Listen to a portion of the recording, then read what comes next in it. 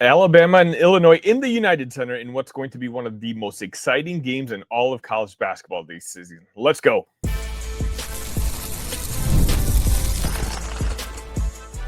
You are Locked On Illini, your daily podcast on the Illinois Fighting Illini. Part of the Locked On Podcast Network, your team every day.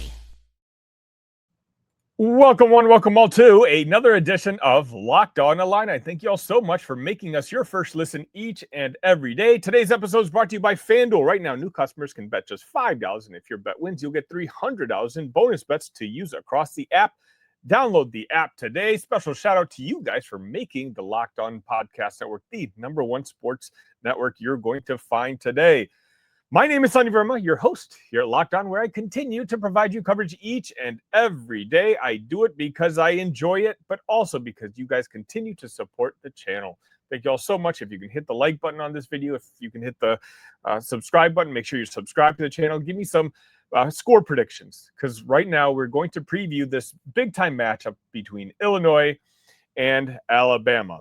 On Wednesday night, Illinois isn't just playing another ranked opponent. They're walking into a test against one of the most explosive, analytics-driven offenses in college basketball.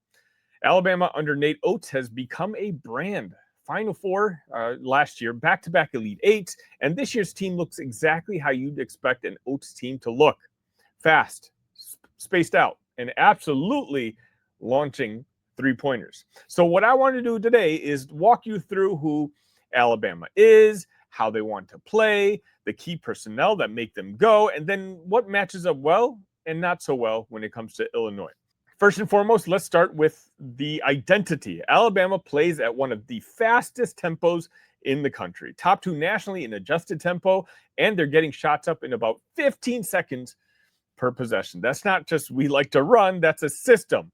That's a philosophy. Nate Oats, who I am a huge fan of, has completely bought into modern analytics.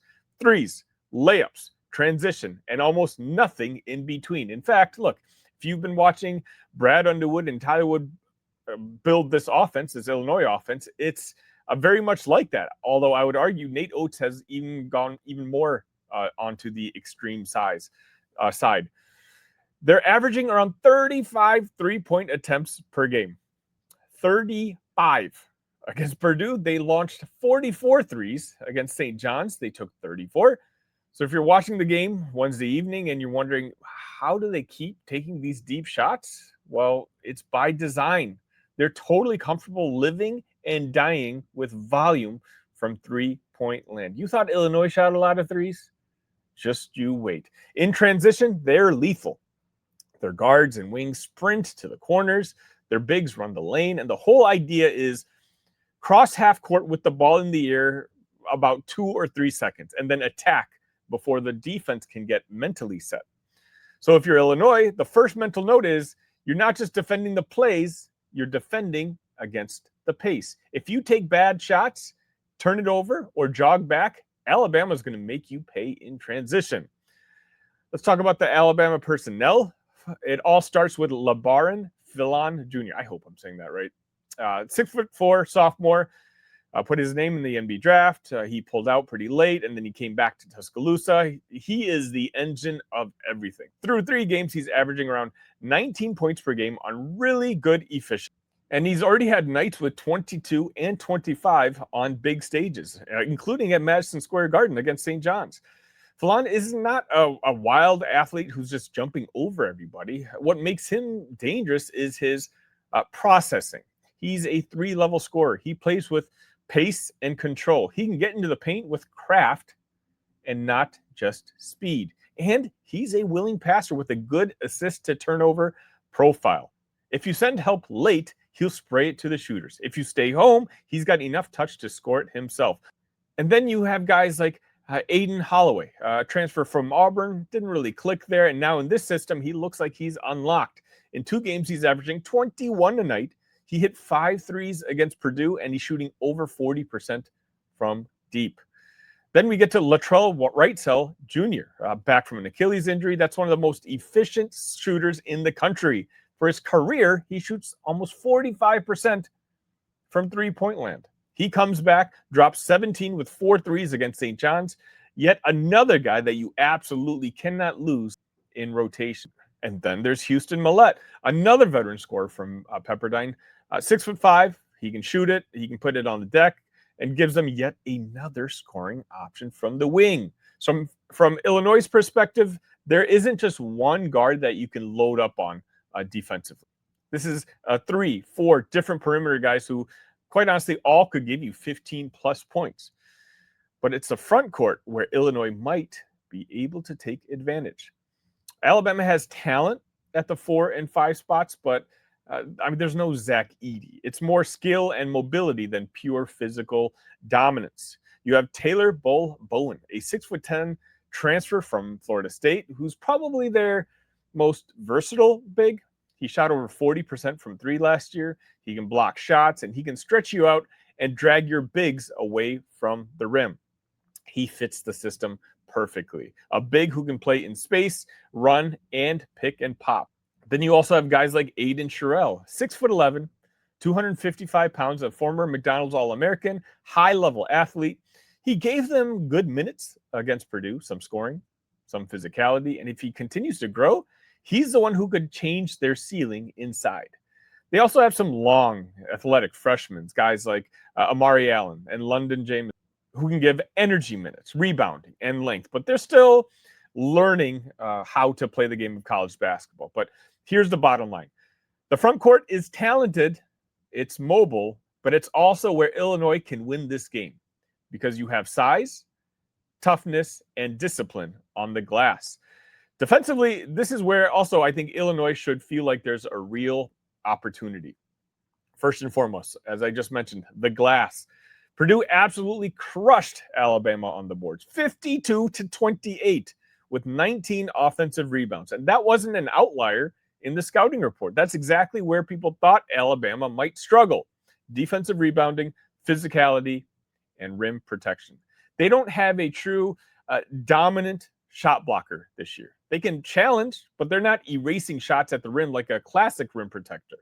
That means if you attack downhill, if you can get 2 feet in the paint, if you crash with physicality, you can generate second chance points and put them in rotation. Second, their turnover issues are very real. This is not a team that coughs it up because opponents are incredible defensively. A lot of it is self-inflicted. Loose passes, travels, tries. They try so often to make a home run play. They're in the 260s nationally in turnover rate last year. And already this season, you see possessions where they just kind of give the ball away. So for Illinois, you don't have to gamble like crazy to create turnovers. You just have to be solid, stay in front, and make them execute in the half court. They're going to give you a couple freebies. Now let's bring it back to Illinois. The game's going to come down to 3 big things. First and foremost, no doubt about it for me, control the glass. Alabama already showed against Purdue that they can get manhandled on the boards, and Illinois has the bodies. David Mirkovic, this could be another game where he can go up for 15-plus rebounds. Keaton Wagler, can he use his size to grab rebounds against an Alabama guard rotation, which is very talented, but pretty small? And depending on health, as of this recording, I don't know Tommy's status, the Visich twins, they might be able to get those rebounds as well. This is a game where Illinois can absolutely own the rebounding margin if they're locked in. You don't want to just win the boards. You want to dominate them the way Purdue did. Number 2 key is the transition discipline. Every shot you take against Alabama is either the start of your defense or the start of their break. Bad threes, quick hero shots, lazy turnovers. Those are basically outlet passes for them. Illinois has to take smart shots, sprint back, and build a wall in transition. And also just force Alabama to play against a set defense. If you let this turn into a track meet, that's exactly what Nate Oats wants. I also think that this is a game that's going to come down to the guards. And this is one of the few games where maybe Alabama's guards rival, if not, might be a better rotation than the ones that Illinois is going to be putting forward. This is going to be a huge Colin Boswell game. I mentioned that before. He struggled a bit in the last game against Colgate, but Kylan Boswell is going to absolutely be needed, not just offensively, but mainly on the defensive side. Same as Keaton Wagler, who hopefully can impose his size on the smaller, but a lot faster Alabama guard rotation. It's going to be a big perimeter discipline game. Can Illinois stay in front of Falan and Holloway without fouling? Chase shooters off the line without giving up straight line drives? Can they communicate and pick and roll so they're not giving up wide open rhythm threes? Alabama is going to make some tough shots. That's who they are. The key is don't let them live on the wide open shots. So when you put it together, this is what Wednesday comes down to. It's in a way a clash of styles. Alabama is going to really try to force chaos down your throat. Shot volume and the three-point barrage. Illinois has the size. They have the rebounding, and they have the overall balance to drag this game into a more physical, grown man basketball game. Alabama is absolutely good enough to beat anybody in the country when they're hot. But they're also vulnerable in the areas where Illinois has been quietly building its identity: toughness, glasswork, depth, and balance. I truly do think if Illinois can win the boards, keep their transition defense clean, and make Alabama work for every three they take, then this isn't just another non-conference win opportunity. This is a chance to grab a national statement and show that Illinois' front court and depth are built for March and not just November. A win against Texas Tech gave you credibility. A win against Alabama is going to let the National College Basketball world know that you've arrived. The NBA is back, and there's no better place to get in on the action than FanDuel, the official sports betting partner of the NBA. Even if you missed the start of the game or want to ride the hot hand, FanDuel has live bets on everything from who'll score next to any fourth quarter comeback. Plus, you can even combine your live plays into a same game parlay for a bigger payout. It keeps every game exciting, no matter if your team's winning or they're losing. Right now, FanDuel is giving new customers $300 in bonus bets when your first $5 bet wins. So head to FanDuel.com to sign up and play your game with FanDuel, the official sports betting partner of the NBA. All right, welcome back, everyone. Yesterday, I was supposed to go through my weekly segment of what the coaches said. This was asked by you guys. You wanted me to kind of summarize the press conferences and consolidate it into a few minutes so you understood what was going on. I went a little long on yesterday's segment, so I wanted to go ahead and transfer it over to today. Every Monday, obviously, the coaches go up and they give us a preview of the football game or the matchup that they have on the following Saturday. And this week, of course, is a big one. Not only is Illinois preparing for Wisconsin, not only are they battling for their 8th win and the right to chase another double-digit win season, but they're doing it while getting healthier, while playing their best trench football of the year, and while heading into a road game where, for the first time in a very long time, the Illini walk into Madison as the more stable program. And yeah, of course, there's a little history attached to this one. Let's start with the obvious headline that everyone outside the program wants to talk about: Bret Bielema returning to Camp Randall. The national media wants to frame it like it's an emotional homecoming, a revenge tour, or a nostalgia story. But inside the locker room, the vibe was business as usual. Both Bielema and defensive coordinator Aaron Henry downplayed it. And honestly, that felt intentional. This isn't 2022 when Illinois walked in with something to prove and came out with a win that ended Paul Chryst's tenure. This isn't a circle the calendar game. It's a benchmark game for a program pushing towards back-to-back double-digit win seasons. But let's be clear. Even if the coaches won't say it, everybody knows the symbolism of walking into Madison with the better record, the better quarterback, the better momentum, and the better identity. Now let's talk about the roster health, because for the first time this year, Illinois is in pretty good shape. Defensive back Caleb Patterson is trending towards returning. Defensive lineman James Thompson Jr. is in concussion protocol, but a very good chance of playing. Running back Aiden Lawfrey available and practicing this week. Defensive back Xavier Scott, as we know, out for the regular season, but Bret Bielema did say that there's a possibility of him making a bowl game return. And that matters because overall, Wisconsin isn't explosive. So every healthy piece on defense tips the advantage further towards Illinois. Getting Thompson back would be a quiet but important boost, especially against a physical, grind you out opponent. The other headline is Brett Bielema basically opened his press conference with praise for Luke Altmaier. And this wasn't your normal coach complimenting his quarterback moment. This sounded more like it's time to build Luke Altmaier's NFL resume moment. Bielema called out three major traits: emotional recovery, bouncing back after a late half interception. He talked about NFL traits and processing, how he sees the game as well as anyone he's been around, and competitiveness and maturity.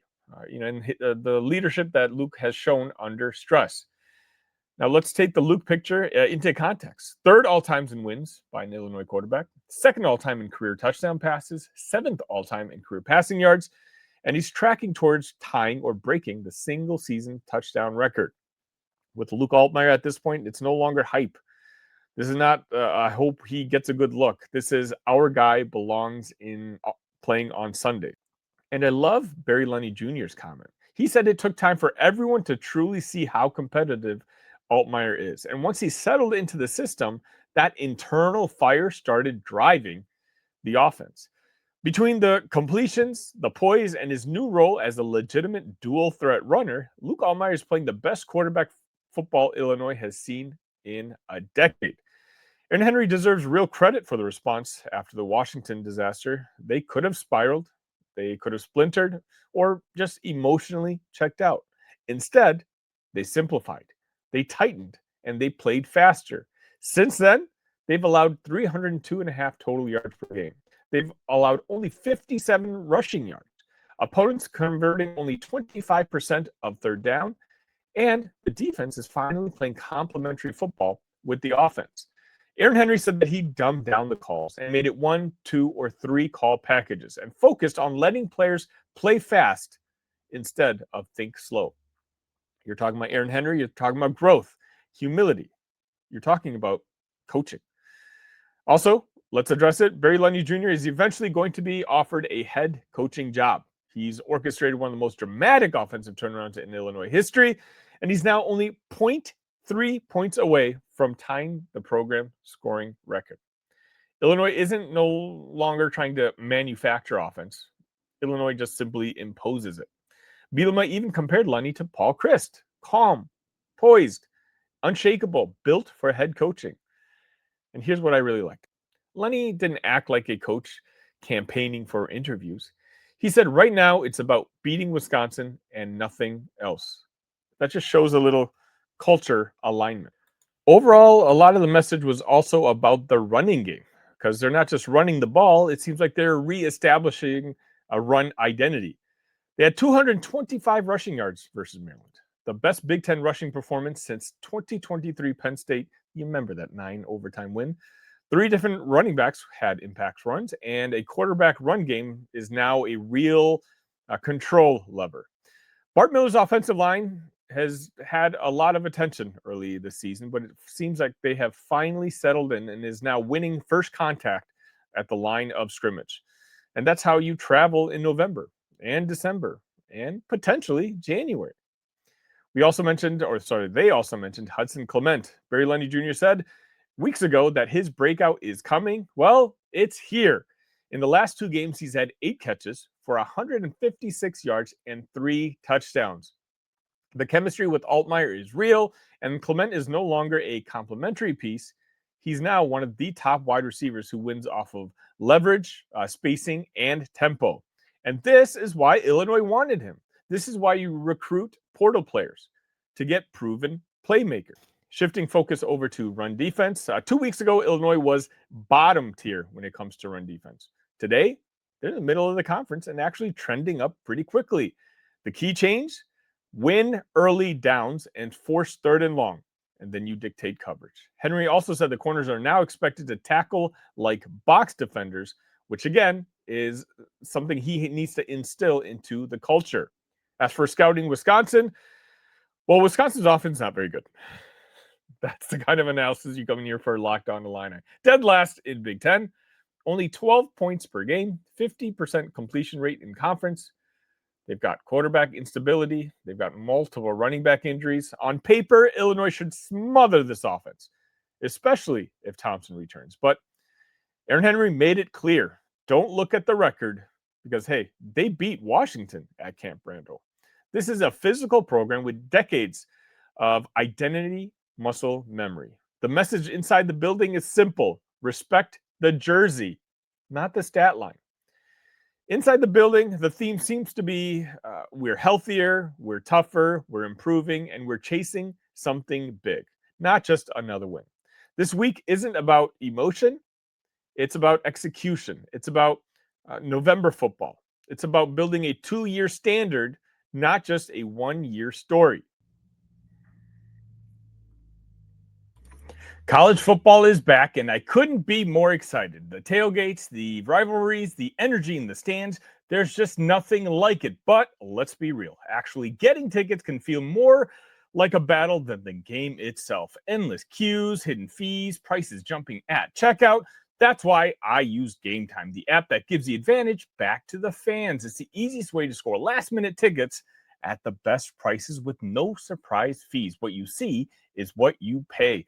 The app made it super simple. I could even see the exact view of the seat before I buy it. Honestly, it's faster, it's cheaper, and it's less stressful than any other ways I've used to buy tickets. So take the guesswork out of buying college football tickets with Gametime. Download the Gametime app, create an account, and use code LOCKEDONCollege for $20 off your first purchase. Terms apply. Again, that's promo code LOCKEDONCOLLEGE for $20 off. Swipe, tap, ticket. Go download Gametime immediately.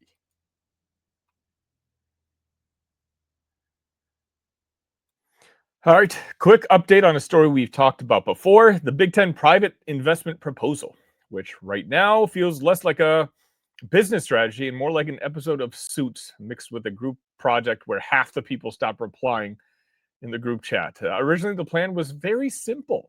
The UC Investment Pension Fund, which manages retirement money for the entire University of California system, wanted to invest $2.4 billion into a new Big Ten business arm, the Big Ten Enterprises, in exchange for roughly 10% equity and a long-term grant of rights lock-in through 2046. That would be the biggest outside capital deal ever involving a college conference. Well, the deal has now stalled, and for a very clear reason. UC Investments will not sign unless Michigan and USC are on board. Those are two of the most influential brands in the league, one legacy blue blood and one Hollywood market newcomer. And both are currently against the deal. Despite that, the Big Ten was preparing to push forward anyway, even exploring a conference vote without them being involved. Once that became public, UC Investments hit pause and publicly said that they need more time, emphasizing that unity among all 18 schools is non-negotiable. If they're going to put real pension dollars into this conference, well, remember, this isn't hedge fund money. This isn't private equity. They made a point to correct that. This is public employee retirement money. Risk level matters. Now, here's the second big complication. It's not just Michigan and USC pushing back. Multiple school trustees across the Big Ten are frustrated that they weren't looped in and believe presidents are prepared to approve a deal without board authorization. That's triggered an actual organized push for transparency, including a trustee roundtable featuring reps from several schools, and the message was consistent. We're not saying no, we're just saying not until we fully understand what we're signing. One Penn State trustee even said, Commissioner Tony Petitti showed only one slide with 5 bullet points during a briefing. That kind of hints at you where the trust level is right now. So where does that leave us? Here's the landscape in one sentence. The deal isn't dead, but it can't move forward without two power brands, clearer communication and slower decision-making. If it eventually happens, it could reshape how college athletic funds long-term growth. Think streaming control, NIL-driven roster investment, and international brand expansion.